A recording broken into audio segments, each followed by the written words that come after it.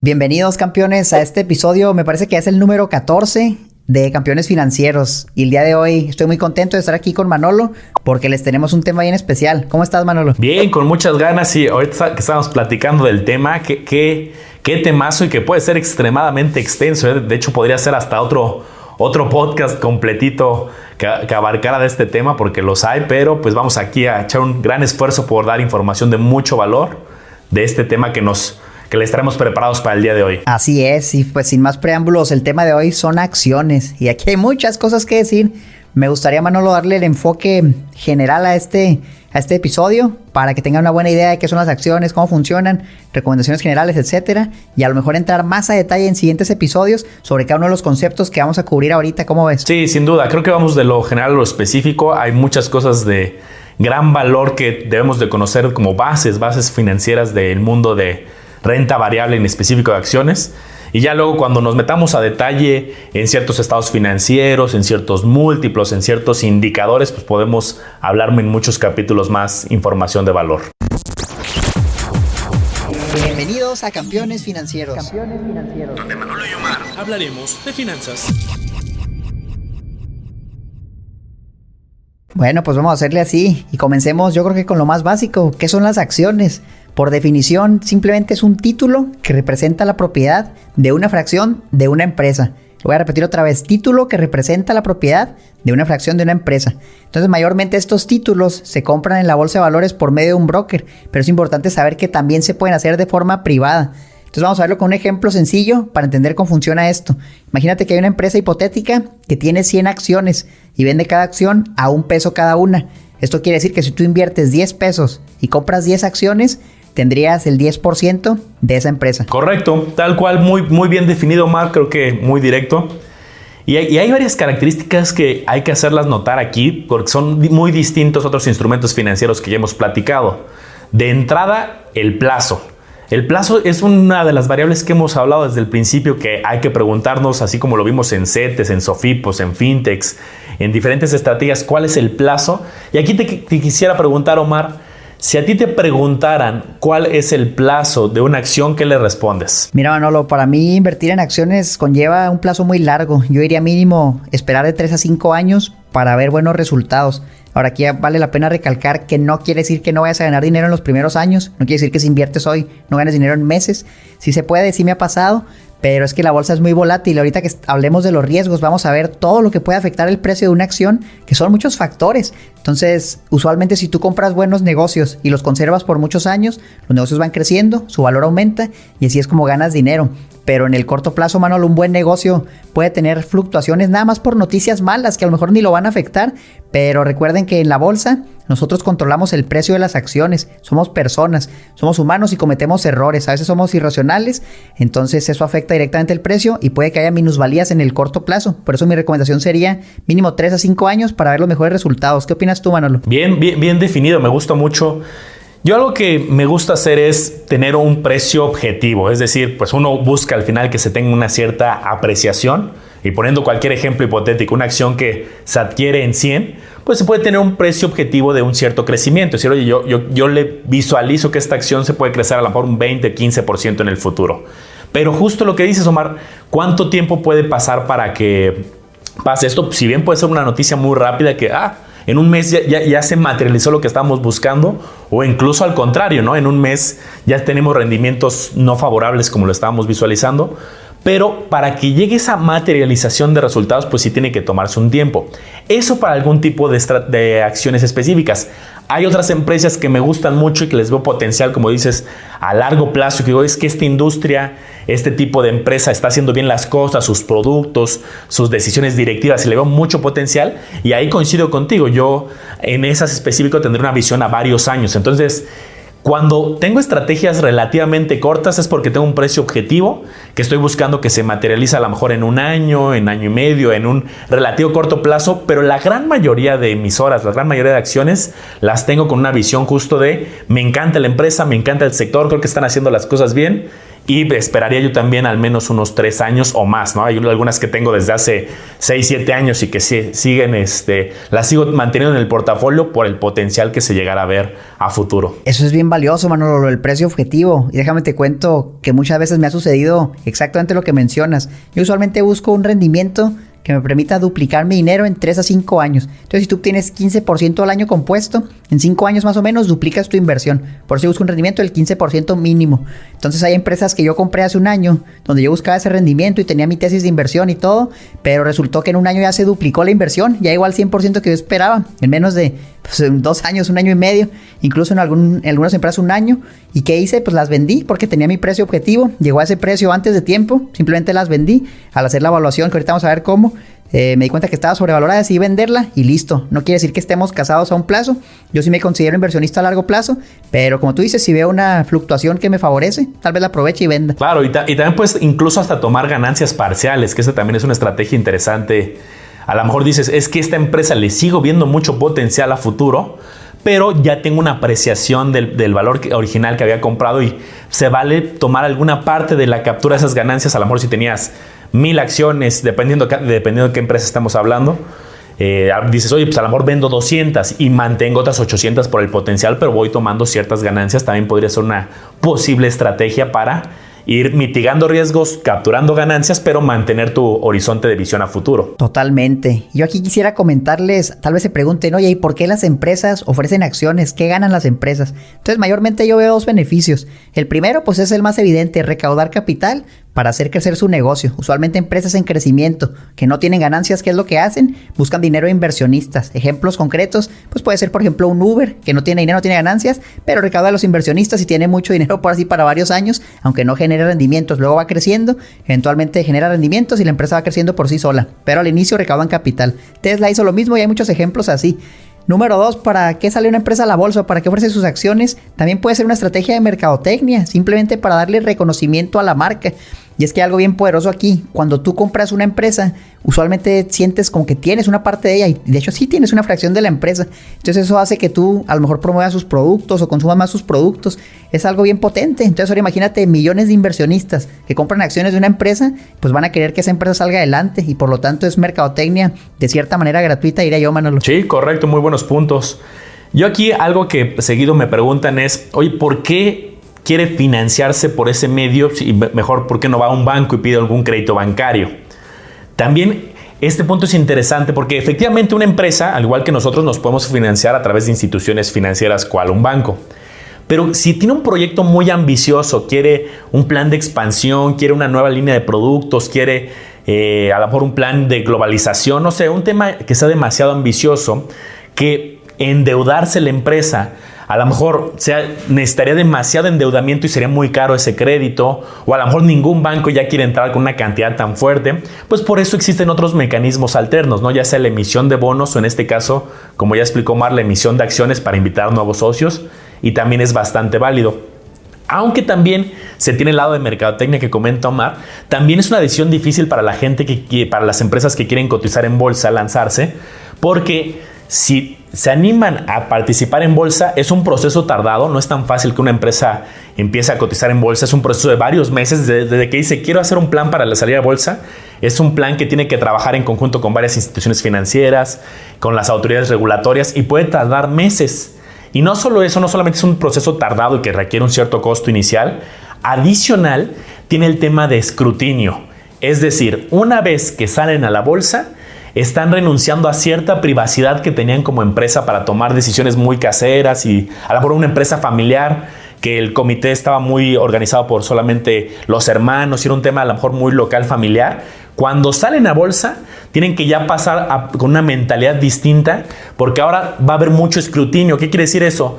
Que millones de inversionistas, de analistas, de agencias calificadoras, de reportes van a estar revisando los números de la empresa, las decisiones, quién está sentado en el consejo de administración, quién nombran como director, que tenga las mejores calificaciones. Entonces, también es un salto no solamente de voy a transparentar información, voy a pasar por un proceso tardado para salir a bolsa, sino que además pues ya voy a estar en la mira de todo el público, de todas mis decisiones, las van a estar observando y va a haber un juicio para dependiendo de las decisiones que tomen internamente, si eso favorece o no el precio de la acción. Entonces es interesante este proceso interno. Eso es bien valioso, Manolo. Y fíjate que eso genera mucha transparencia porque toda la información de la empresa es pública. Como tú dices, muchos ojos lo están viendo y eso a mí como inversionista de cierta manera me da certeza, porque a lo mejor si no tengo la mayor experiencia, va a haber personas con mucha experiencia que la van a estar revisando, van a estar publicando sus reportes. Entonces tú te puedes apalancar de esa información muy buena y muy valiosa para tomar tus decisiones. Caso contrario, si tú prefieres invertir en una empresa privada, pues ahora sí que estás por tu cuenta. O sea, a lo mejor contratarás un buen abogado, alguien que sepa, pero cuidado porque puede que se te pase algún detalle importante y como no hay tantos ojos en el negocio, puedes cometer errores, puede ser más arriesgado. Por otro lado, como hay menos ojos ahí, puede ser una inversión más rentable y esa es la otra. Si hay muchos ojos viendo una muy buena empresa, probablemente tengas que pagar una prima adicional, un costo extra por tener un buen negocio porque todos lo quieren. Entonces hay cosas buenas, cosas malas. Yo definitivamente creo que son más las cosas buenas de invertir en una empresa que es pública por toda la transparencia que hay. Manolo, ¿qué opinas tú? Sí, sin duda. Al final, no solamente hay mucha transparencia, podemos tomar decisiones bien fundamentadas, nos da acceso a miles de opciones. Así como cuando hablábamos de estrategias gubernamentales, pues tienes los CETES, los bonos, los bondes, bondía, tienes como un anaquel limitado. Cuando hablamos de acciones, oye, es que no me gusta en un cierto país, pues puedes invertir en cualquier país. Oye, es que no me gusta este sector, pues tienes una decena de sectores diferentes. Oye, es que yo quiero una empresa que ya es estable, las tienes, una empresa chiquita. Tienes un universo de alternativas de inversión al alcance y pues que básicamente son las empresas más grandes una gran mayoría de empresas muy grandes del mundo. Así es, Manolo. Les voy a platicar un poquito de los tipos de acciones que hay. Básicamente son dos los más populares. Uno se llama ordinaria o conocido en inglés como common stock, que es el más común, es el que vas a encontrar en todos lados en las casas de bolsa. Aquí tú adquieres ciertos derechos como inversionista. Uno de los más importantes es que te va a dar derecho a voto en la toma de decisiones importantes que usualmente sale en la junta anual. Muchas veces te van a decir, oye, vamos a hacer una votación para si esta persona va a seguir siendo el directivo de la empresa o no. Entonces tú puedes votar y a mí me han llegado muchas invitaciones, aunque tengo poquitas acciones de empresas, a dar mi voto. Y eso es importante porque al fin de cuentas ese voto va a tomar una decisión que va a dirigir a la empresa en el futuro. Entonces tengas muchas o pocas acciones, es importante que votes. De eso depende el futuro del negocio. Este mismo tipo de acciones ordinarias también te va a dar el derecho a recibir dividendo si es que lo hay, el pago que te van a dar de las utilidades de la empresa. Luego está el tipo preferente, que este ya no es tan común, pero también existe. Y aquí es medio curioso porque te pueden dar un pago predeterminado de dividendos independientemente de la rentabilidad de la empresa. Pero ojo, aquí no te van a dar el derecho a voto. Y también es importante saber, en caso de quiebra, ellos tienen prioridad para recibir el reembolso de la inversión si es que algo les toca. Entonces ahorita vamos a hablar más a detalle de eso, pero básicamente cuando una empresa se declara en bancarrota, entra en un proceso legal donde se empiezan a liquidar los activos de la empresa, se empieza a reestructurar. Entonces parte de ese dinero primero se le debe pagar a los que prestaron un crédito, en este caso a los que compraron bonos de la empresa. Ellos legalmente tienen el derecho a primero recibir su dinero de regreso. Luego está el inversionista que tiene acciones preferentes, que probablemente no seamos ni tú ni yo, porque nosotros los mortales los compramos en la bolsa, que somos los que compran las acciones ordinarias, donde ya en caso de una bancarrota muy probablemente no nos toque nada. Entonces es importante, el riesgo más grande en una acción es que la compres y la empresa quiebre. Probablemente como inversionista ya difícilmente recuperes algo de tu inversión. Correcto, muy buen punto. Excelente introducción, Omar, de las acciones ordinarias y preferentes. Y sí, yo específicamente le daría más foco a las ordinarias por lo que ya comentas, ¿no? Que son las más accesibles y son las que tienen más riesgo. Las preferentes pues se podrían parecer mucho a un bono justamente porque al final del día pagan un dividendo de manera estable y eso se simularía a una estrategia de renta fija, no un bono. Y por eso el precio de las acciones preferentes también son mucho más estables. De las que vamos a hablar hoy mucho y en estos capítulos es más de las ordinarias, que ahí sí hay volatilidad y de repente un día suben, de repente más 5%, menos 1, más 3. Entonces hay una diferencia importante. Yo aquí agregaría, Omar, por el punto tan importante que tocas de los diferentes tipos de acciones, que también existen diferentes tipos de series. Una serie accionaria. Al final, una empresa puede lanzar acciones ordinarias, que son las que nos estamos situando el día de hoy, pero que tengan una serie distinta y esas series son unas letras que tú como inversionista cuando estás comprando dices, caray, ¿por qué una misma empresa tiene dos diferentes acciones, pero una es una serie con una letra y otra serie con otra letra? Pueden ser ligeros cambios de características. Por ejemplo, puede ser una que tenga derecho a voto y otra que no tenga derecho a voto, que tengan diferente periodicidad o estrategia en dividendos, una pague dividendos, otra no pague dividendos. Pueden ser ligeras características que al final te estás convirtiendo en dueño de ese título de propiedad de la empresa, pero tiene una característica específica dependiendo de la serie. Entonces esto es importante. Primero, ordinarias y preferentes, y luego hablando de las ordinarias, que son las más comunes, ver qué tipo de serie hay. Muchas nada más tienen una uniserie, pero hay varias que pueden tener un par de series. Así es, y me gustaría hacer una breve comparación ahorita que mencionaba los bonos con las acciones. Y es que una misma empresa puede emitir bonos y también puede emitir acciones. Ahora, el bono puede ser de diferentes tipos, o sea, puede ser uno que te pague una tasa fija de rendimiento al final del plazo, o te puede pagar en acciones que se llaman bonos convertibles, incluso te pueden pagar en acciones con un precio mínimo. Hay diferentes tipos de bonos, pero aquí lo importante es entender cuál conlleva mayor riesgo, el bono o las acciones. Y la respuesta es bien sencilla: los bonos son más seguros, por lo que les comentaba ahorita. Si la empresa se declara en bancarrota, primero le van a pagar a los bonos, no a los accionistas. Entonces el riesgo es: la empresa quiebra, bueno, tenías tu bono, tal vez recuperas algo de la inversión, pero si tenías acciones, probablemente ya no. El riesgo es mayor, y por eso al invertir en acciones deberías esperar un rendimiento mayor a lo que te pagaría un bono ahí mismo. Correcto, muy buen punto, Omar. Que aquí también algo a hacer notar es que el mercado de bonos, y es muy frecuente esta pregunta, luego nos llega a Omar y a mí, que por qué el mercado de bonos no es tan común como el mercado de acciones. Muchas veces nos van a escuchar nosotros hablar de manera más frecuente del mundo de las acciones comparado con el mundo de los bonos. Y esto, en mi opinión, Omar, se da también porque el mercado de bonos en este momento no es tan accesible como el de acciones.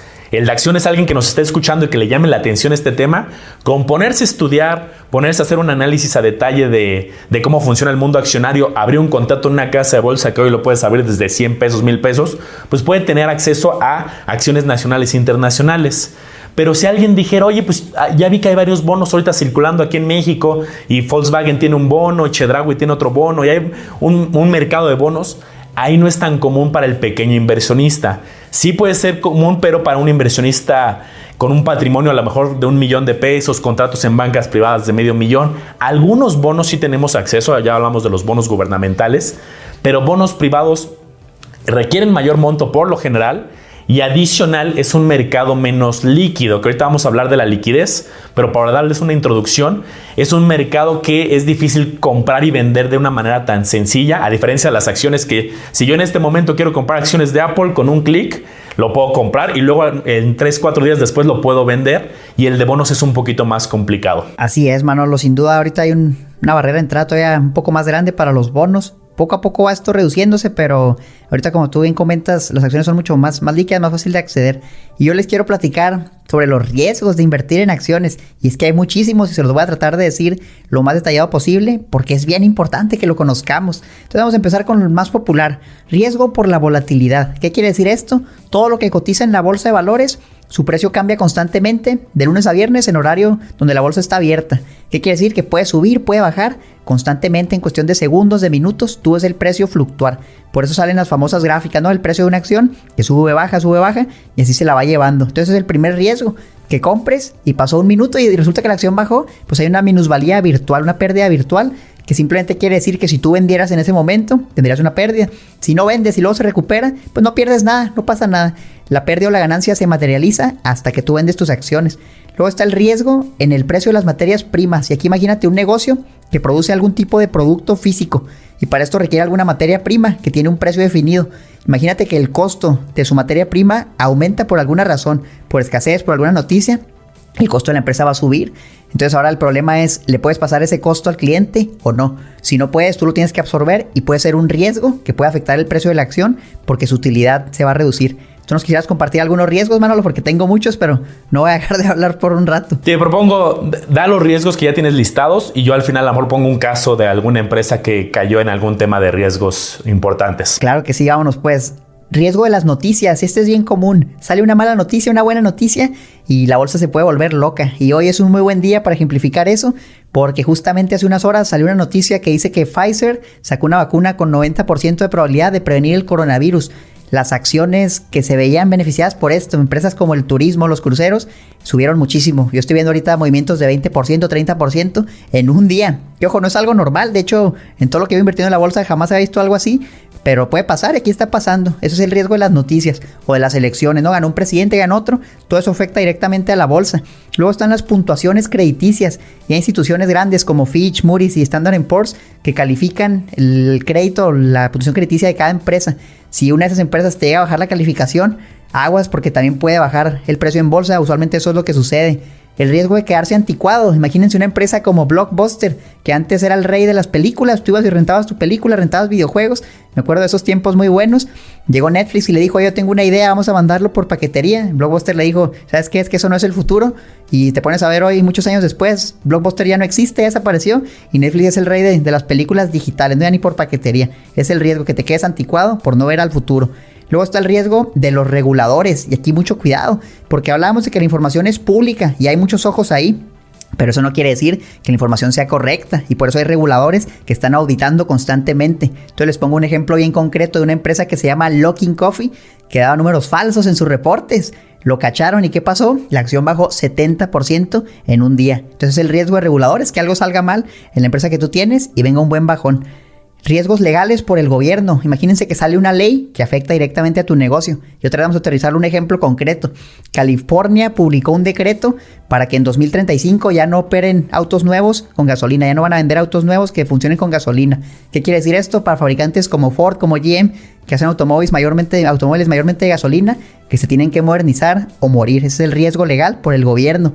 Luego está el riesgo por las tasas de interés. Imagínense empresas que requieren capital para crecer. Vamos a poner un ejemplo de una empresa de casinos que construye edificios o los renta, pero requiere mucho capital para estar inyectando en sus edificios.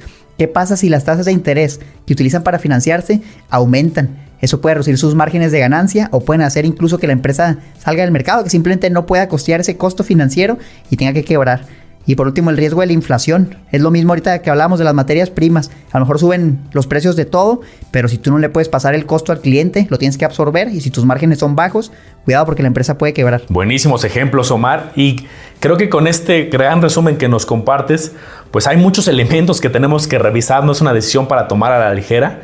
Al final, los riesgos no los vamos a poder eliminar, pero hay que entenderlos y saber si estamos dispuestos a correr esos riesgos, porque puede venir acompañado con un rendimiento interesante. Y que ya hablaba Omar que en un día pueden haber crecimientos bastante pronunciados, a diferencia de un bono, de alguna estrategia que pues, tal cual ya es fijo tu rendimiento y hasta dentro de un año, hasta dentro de 6 meses, y aquí pues depende de las condiciones. Yo, para complementar, quiero centrarme en uno de los riesgos que comentaste. Creo que es el caso más icónico cuando se habla de bolsa de valores, que es el caso que ya tiene muchos años, pero quiero explicarles rapidísimo el caso para luego contarles qué es lo que pasó a raíz de eso, porque fue un parteaguas, el famoso caso del conglomerado Enron, que era una empresa en Estados Unidos que se dedicaba a muchas cosas, a materia prima, a energía, a servicios. Era una empresa robusta que tenía muchas líneas de negocio. Y se llegó a convertir hace varios años, les estoy hablando de 1995, se llegó a convertir en la empresa número 7 por tamaño de las que cotizan en bolsa. O sea, era una empresa muy, muy grande. Estaba creciendo a tasas muy aceleradas. Y la gente decía, qué buena empresa, hace muchísimas cosas, tiene mucho potencial. El precio de la acción estaba sube y sube cada año. Entonces era un tema que la gente revisaba los estados financieros y decía, es una maravilla, esta empresa está con excelentes ventas, muy buenas utilidades, muy diversificada. Y empezaron a invertir. ¿Y qué pasó, Omar? En el 2000 la acción valía $90.56. Ese era el precio por acción. 2001, un año después, el precio de la acción, ¿a cuánto creen que bajó? Bajó a 0. De 90.56 a 0. ¿Qué fue lo que pasó en ese año? Pues justamente se descubrió que directivos, la gente que auditaba los estados financieros y mucha gente ahí adentro estaba haciendo fraudes, maquillando los números, como el ejemplo que también nos ponía Omar. Y entonces todo lo que decían ahí maravilloso de utilidades, de que no tenían ningún endeudamiento, no era verdad. Me vas a decir ahí, oye, Manolo, Omar, pues yo cómo voy a saber eso, mejor ya no participo en bolsa. Este caso es tan icónico porque es un caso atípico, les digo, sucedió, estoy hablando de 1995 al 2000. Es un caso atípico y a partir de ahí hubo un cambio en muchas normativas que fueron extremadamente rigurosas. A partir de ahí, el director general y el tesorero de la empresa tienen que certificar y firmar que están revisando y están autorizando que los estados financieros son correctos. En caso de que haya un tema de que los estados financieros con dolo no estuvieron preparados de manera correcta, ya no es solamente un tema de multas, también es un tema de cárcel para la gente interna del director general, el tesorero que estén dando ahí su firma. Tiene que estar muy auditado, despachos externos, se tiene que armar un consejo de administración con consejeros independientes. Hubo un cambio ahí muy fuerte a raíz del 2000, de ese caso muy famoso, para robustecer las reglas, para que el inversionista se preocupe más que nada por leer los estados financieros de manera correcta, los productos, las ventas, y no por un tema de que estén mal preparados los estados financieros. No digo que sea imposible, pero ese fue un parteaguas importante en el mundo de bolsa de valores para que sea mucho más robusto a la información. Porque de aquí, Omar, creo que hay una pregunta que mucha gente que nos está escuchando se va a hacer. Oye, Omar y Manolo, entonces, ¿puedo perder todo mi dinero en bolsa de la noche a la mañana si la empresa, como este caso que les pongo, con tanto riesgo, puedo perder mi dinero de la noche a la mañana? Es muy poco probable porque estamos hablando de las empresas más grandes del mundo en muchas ocasiones. Estamos hablando de un Apple, de un Procter & Gamble, de un Walmart, de un Cemex, de empresas de grandes empresarios en todo el mundo. Entonces sería muy complicado que se fuera a cero porque para eso tendría que quebrar una bancarrota total de la empresa. Entonces no es un caso común. Puede haber esa volatilidad que ya nos comentaba Omar, pero al final del día, casos como este fueron muy sonados porque son atípicos, ¿no? Que una empresa se vaya literalmente a cero, pero de todos modos eso no quita que tengamos que hacer nuestra tarea de investigar muy bien las empresas. Qué gran ejemplo, Manolo, súper bien explicado. Y aquí el mensaje creo que también es muy claro. No pongas todo tu dinero en una sola acción, no vaya a ser el siguiente que va a la bancarrota. Entonces, sí, sin duda, o sea, yo tampoco no quiero que se asusten. Le estamos compartiendo todos los riesgos porque es sumamente importante conocerlos. Pero es muy, muy poco probable que si diversificas tu dinero en varias acciones, que lo pierdas todo. Puede haber minusvalías, pero realmente es difícil. Sí puedes perder poquito dinero, pero todo la veo muy difícil. Quiero que hablemos un poco de los rendimientos, mano. Ahora sí hablamos de los riesgos, pero ahora vamos a lo más padre. ¿Cuánto se puede ganar en la bolsa? Perfecto. Déjame aquí tener mis cifras a la mano. La verdad es que pues, aquí depende el momento en que estén escuchando este podcast, ¿no? Porque si nos preguntan un año y luego nos vuelven a hacer la misma pregunta otro año, pues el rendimiento va a ser muy distinto. Pero aquí creo que es bastante interesante que hay un gran potencial y esto quiero que tú lo expliques, Omar, porque en la plática que tuvimos el fin de semana pasado lo explicaste de una manera muy interesante. Quiero que les compartas aquí a la gente que nos está escuchando, los campeones, el tema de tu visión asimétrica, porque me gustó cómo lo explicaste el fin de semana pasado que estuvimos juntos. Sí, claro que sí, es que ese concepto es sumamente poderoso y eso es gran parte de cómo tomo mis decisiones al invertir en la bolsa, y es el concepto del riesgo asimétrico. Y esto es bien, bien fácil de entender. Lo que quiere decir esto es que tu riesgo al invertir, como ya lo mencionábamos, es simplemente que pierdas todo tu dinero invertido. Ese es el riesgo, así de fácil, el peor riesgo que puede ocurrir. Pero el potencial que tienes de rendimiento no es nada más el doble de tu inversión lo que puedes ganar un rendimiento infinito. Y te estoy hablando de que puedes multiplicarlo, pues a lo mejor un 50%, multiplicarlo por 2, por 3, por 10 veces. No hay límite. Les voy a compartir algunos ejemplos reales para que vean números reales de cómo funciona esto. De las empresas que forman parte del S&P 500 que mejor rendimiento han tenido en lo que va del 2020. Empresas reales grandes que forman parte de un índice muy popular. Etsy en lo que va el año, 224%, es decir, triplicaste tu inversión. Nvidia, 140%, West Pharmaceutical, 96%, PayPal, 89%, FedEx, 84%, Amazon, 80%. Fíjate, Amazon, son empresas muy, muy grandes, muy reconocidas, aún así a buen ritmo han crecido. Y ahí es una lista inmensa, estas nada más son de las del S&P 500, pero otras empresas que no forman parte de ese índice, como Tesla, 413%, NIO, ni se diga, 827%, algo ridículo. Pero ojo, no todas las empresas crecen así y también va a haber empresas que van bajando. Y te puedo decir empresas que bajaron 50%, 70%. Así que cuidado, no es la gallina de los huevos de oro. Encontrar esas oportunidades sí se puede, no es fácil. Pero si llegas a agarrar una de esas, o sea, realmente en un portafolio de 5 o 10 acciones, eso puede hacer una gran diferencia. Entonces el riesgo asimétrico es eso. Puedes perder todo lo que invertiste mientras no te endeudes, pero lo que puedes ganar es infinito, Manolo. Correcto, la verdad es que hay grandes oportunidades. Y claro, depende de hacer un buen diagnóstico y análisis porque, por ejemplo, hay sectores que están teniendo en este momento que estamos grabando un desempeño extraordinario. Por ejemplo, un índice del sector tecnológico que más o menos nos va a dar un promedio de cómo le está yendo a las empresas del sector tecnológico de Estados Unidos.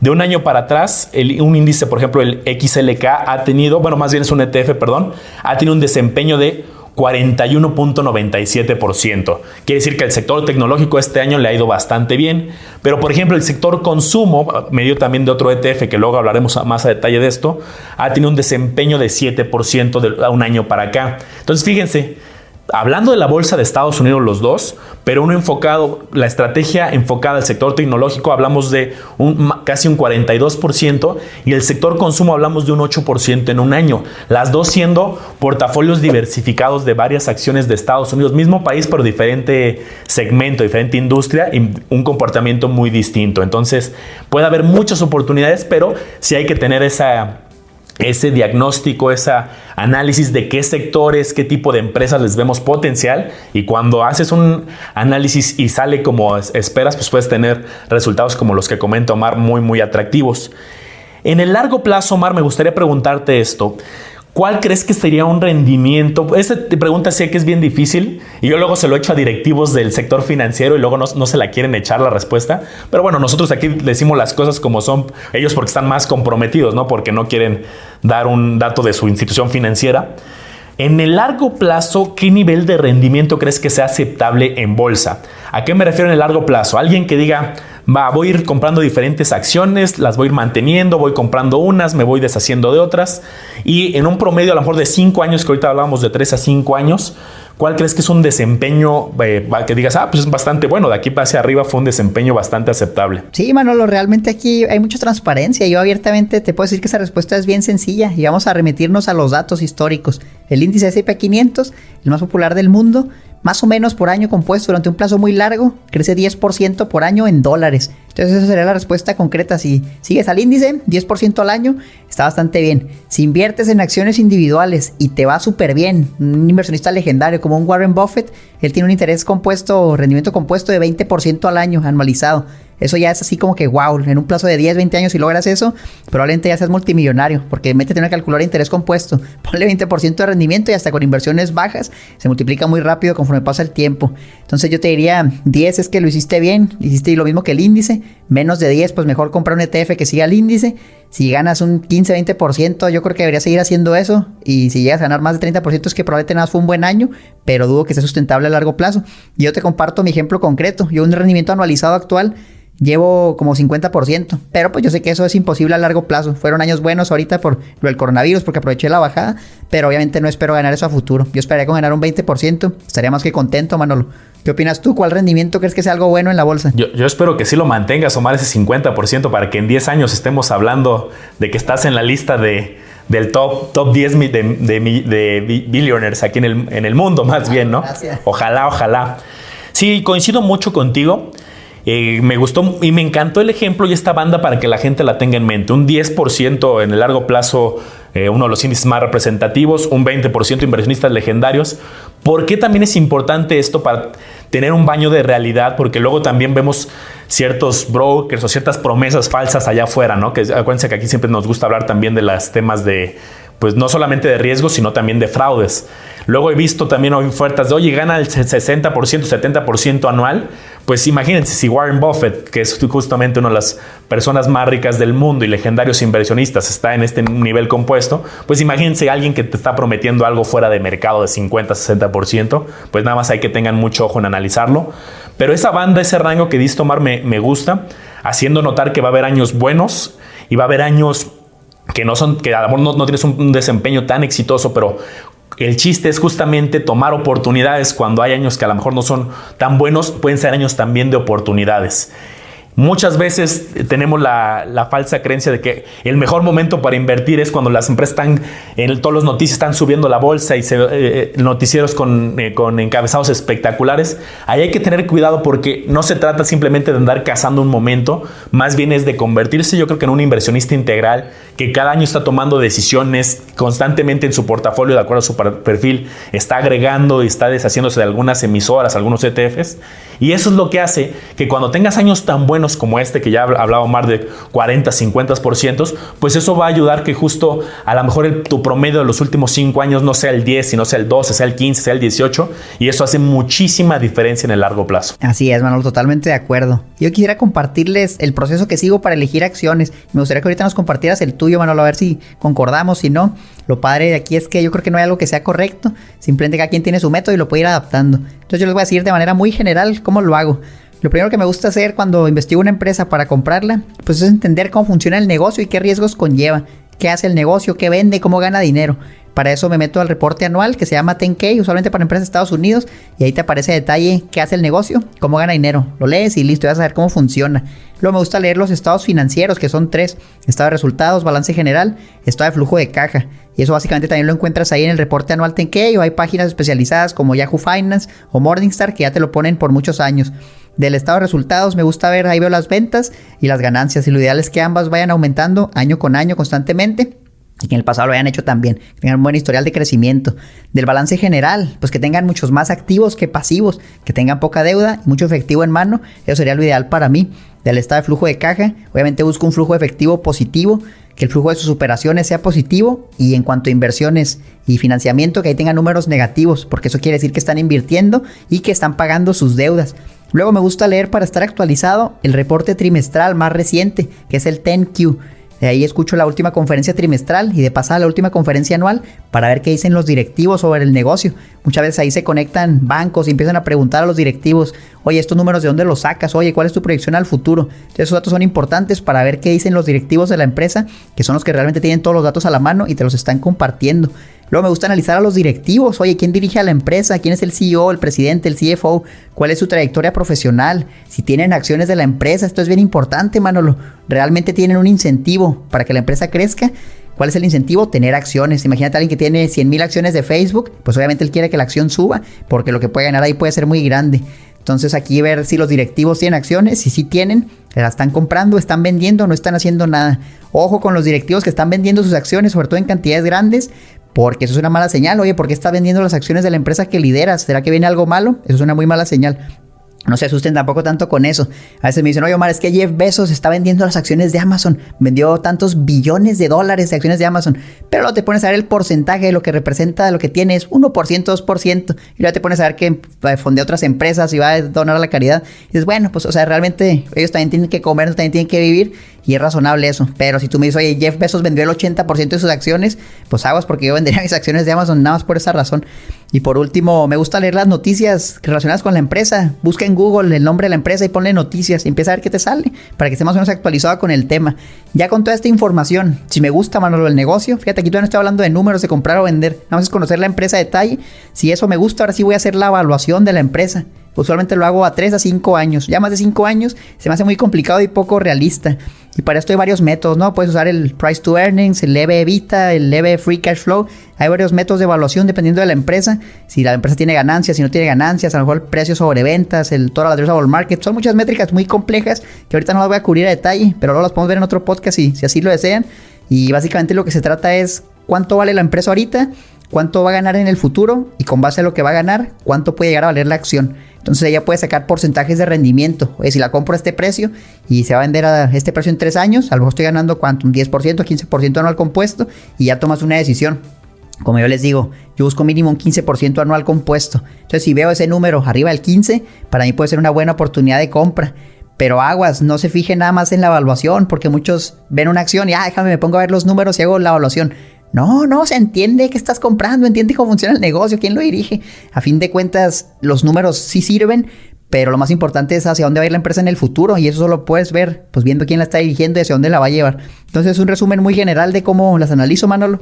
Este proceso lo he ido mejorando con el tiempo. Usualmente meto cosas, hago plantillas, etcétera, y es algo cambiante. Es importante recalcar que nada más es mi metodología, no quiere decir que sea la única, hay muchas, y por eso me interesaría escucharte a ti, Manolo. ¿Cómo le haces tú para elegir acciones? Buenísimo, Omar, muchas gracias por compartirnos. Vamos a tener muchos lugares comunes al final. ¿Qué me gusta a mí? Me gusta primero también, históricamente yo como economista, pues me gusta entender un poco la economía. Yo empiezo de un modelo muy general, ¿no? Primero entender la economía, qué está pasando en el mundo, qué está pasando en los diferentes países, algunas decisiones económicas. De ahí me gusta también analizar a una capa a nivel industrias. ¿Qué está pasando en la industria tecnológica? ¿Qué está pasando en el sector consumo? ¿Qué está pasando en el sector energético? ¿Qué está pasando en materias primas? Conocer primero, antes de ni siquiera he llegado aquí a la parte de analizar alguna empresa en particular, simplemente qué está pasando con algunas regulaciones de alguna industria, qué cambios vienen, a una capa a nivel economía y una capa a nivel industria, para saber un poco del terreno general antes de llegar a nivel emisora. Ya teniendo esos dos niveles, nivel economía y nivel industria, me paso a analizar ya a nivel emisora. Llego a, ok, me gustan estos 5 sectores. Estos 5 sectores me gustan mucho y tal cual vamos a hacer un zoom en diferentes empresas. Así vamos de entrada acotando un poco hacia dónde queremos ir dirigiendo la estrategia. Ya llegado al nivel industria, al nivel emisora, es muy parecido y por eso hay lugares comunes: analizar los estados financieros, balance general, estado de resultados y estado de flujo de efectivos. Hay diferentes reportes, como bien comentas, Omar. Aparte está los comunicados del Management Discussion and Analysis, la discusión de los altos directivos, donde nos cuentan un poco de su visión, sus estrategias. Y entonces es analizar a mucho detalle cada una de las diferentes líneas de estos estados financieros.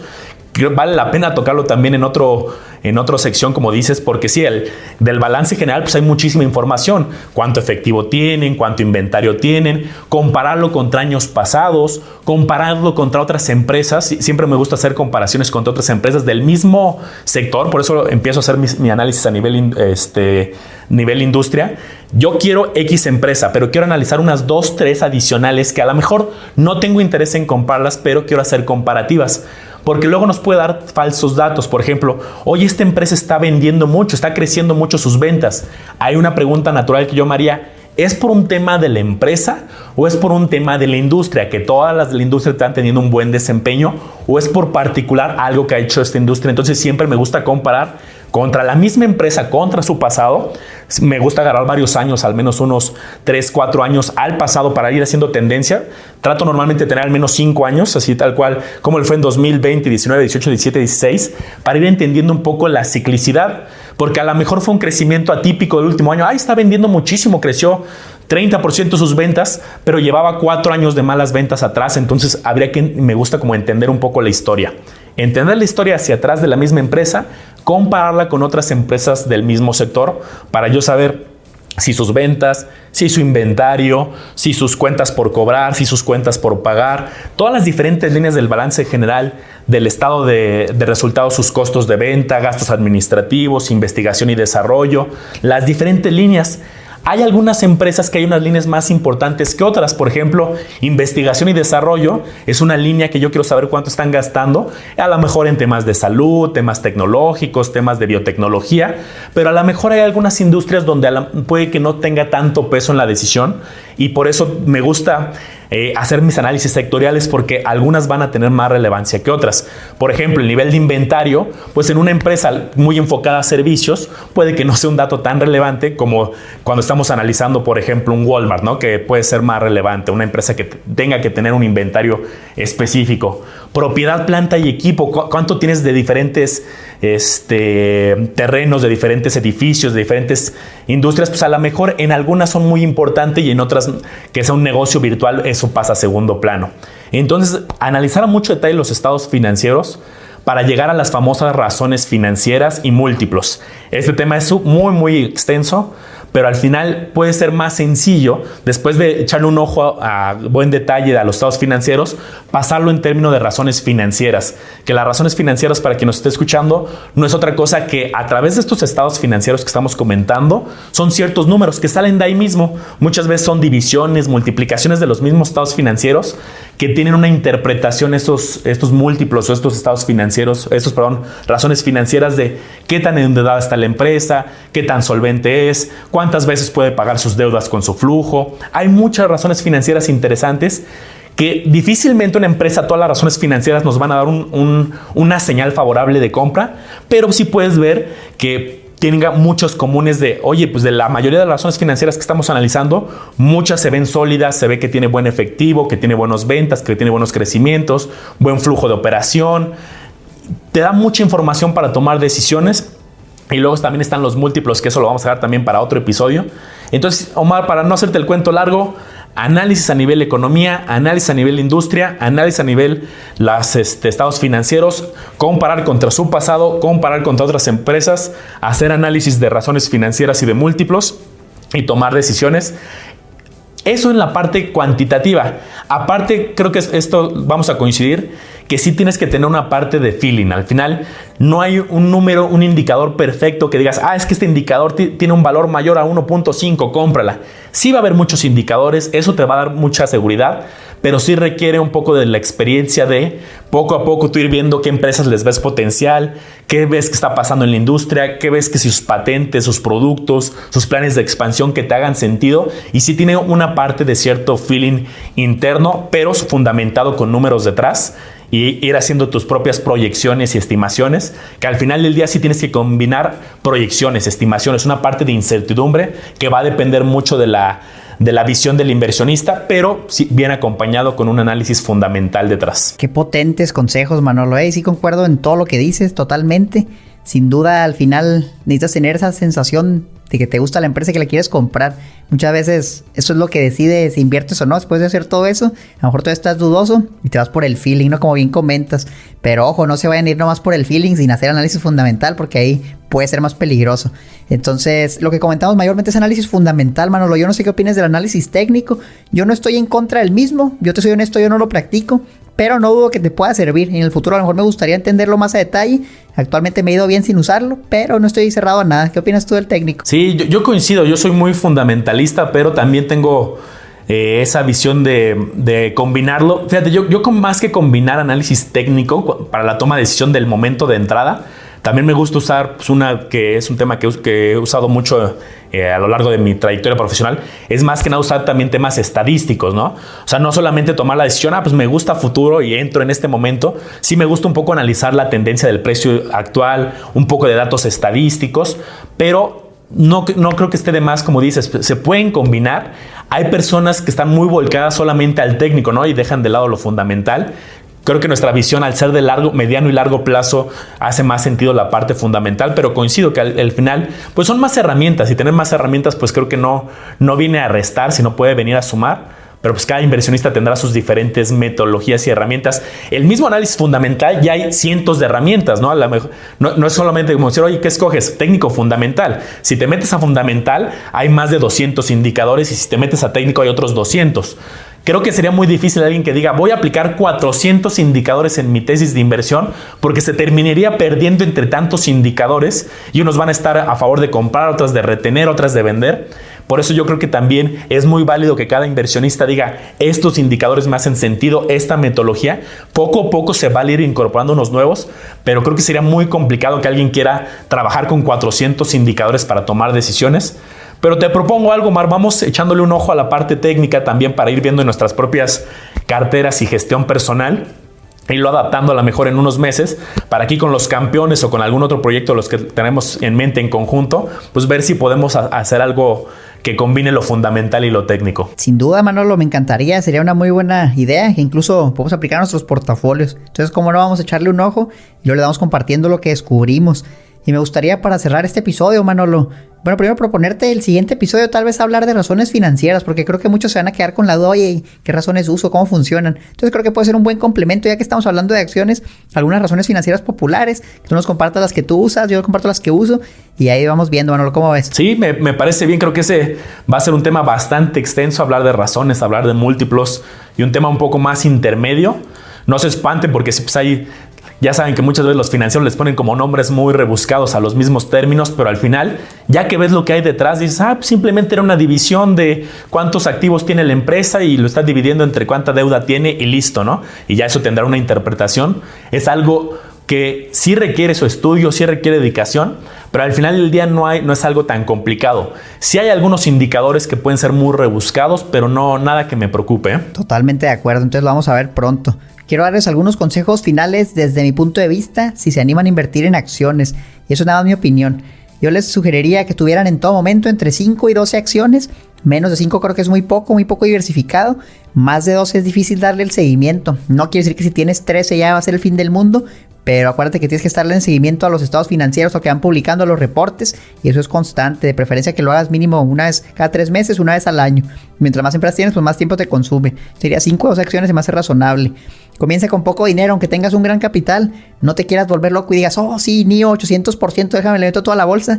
No, o sea, tienes que aprender, ver cómo funciona la volatilidad y si realmente te gusta o no. A lo mejor tu perfil no va a ser el adecuado para la bolsa y eso está bien, no tiene nada de malo. O a lo mejor te va a gustar tanto que vas a querer inyectar más capital. Pero empieza con poco dinero para que veas cómo te sientes. Más que nada es un juego psicológico. Abre las posiciones de manera gradual. A mí no me gusta, Manolo, y no sé qué opines tú, inyectar todo el dinero que planeo meter en una acción en un solo golpe. Yo prefiero hacerlo en partes, a lo mejor 4 o 5 partes y de manera progresiva, a lo mejor a lo largo de un mes.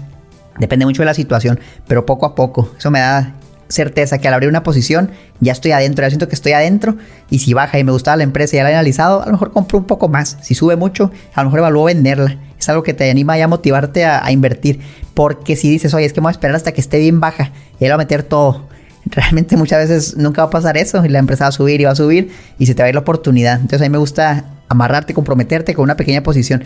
Y un último consejo para los que van comenzando sería que empiecen con las famosas Blue Chip Stocks, acciones muy populares, muy grandes, que tienen números muy buenos, buenas finanzas, no tienen deuda, muy poca deuda, mucho dinero en mano. Son los gigantes, ¿no? Así nombres: Apple, Microsoft, Amazon, Facebook, empresas excelentes que a lo mejor sin tanto análisis te pueden dar buenos resultados en lo que vas aprendiendo.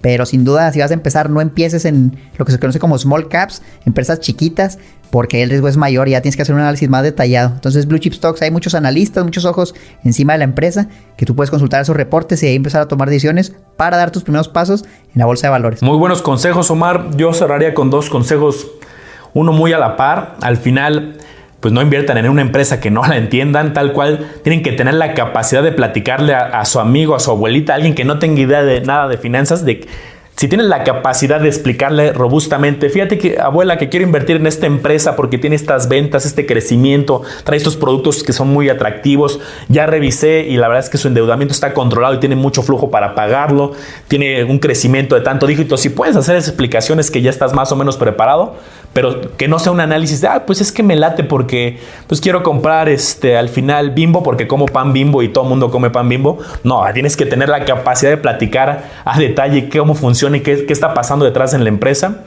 Y la otra, pues este estudio, este entendimiento te va a ayudar a tomar decisiones porque justamente la primera vez que empiezas en el mundo de bolsa, y me ha tocado conocer a muchos inversionistas que les pasa, la primera baja en el precio mentalmente es muy complicado, ¿no? Que alguien dice, pues voy a invertir 100 mil pesos, a ver qué pasa, 50 mil, la cantidad que quieras. Y de repente te metes al día siguiente, invertí 50 mil y ya tengo 47. No, ¿sabes qué? Yo no quiero esto, me salgo y terminan vendiendo todo. Eso es parte de no tener un entendimiento profundo. La volatilidad es una característica de la bolsa de valores, hay que entenderla y cada quien tiene una reacción muy distinta a esta volatilidad. Tienes tú que hacer este ejercicio y por eso me encantó el consejo de Omar de poco a poco para ir viendo cómo tú reaccionas a esta volatilidad y a un día ver tu cartera en números rojos y cuando son cantidades interesantes, pues en términos de dinero, pues puede ser, hoy son menos 10 mil, hoy son menos 20 mil o al revés, ¿no? Puede ser, hoy es un día alegre, más 30 mil, más. Entonces yo les pido, empiecen también de poco, tengan ese conocimiento de cómo reaccionan ustedes de manera psicológica.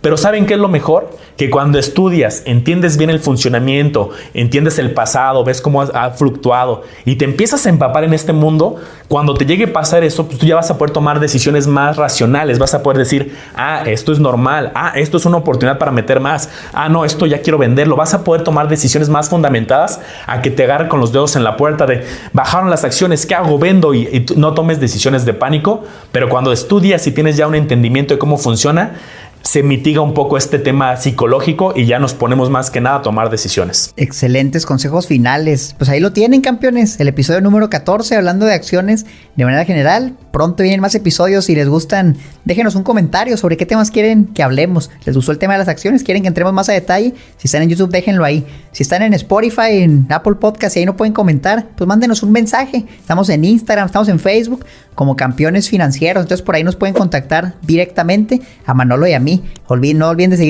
seguirnos en el canal de YouTube. Si no lo hacen también ahí, darle like al video y seguirnos en nuestras redes, Manolo, ¿cómo no? A mí me pueden encontrar como Mario Educación Financiera en todos lados. ¿A ti dónde te encuentran? Igual en todos lados estamos como el Lago de los Business. 2 canales adicionales aparte de Campeones Financieros, donde pueden encontrar mucha información, grupos de Facebook, TikTok, Instagram. Ahora sí que por información no paramos. Excelente, pues no me queda más que desearles que pasen un excelente día o noche, dependiendo de quién nos estén escuchando, y nos vemos en el próximo episodio. Venga, un abrazo, campeones.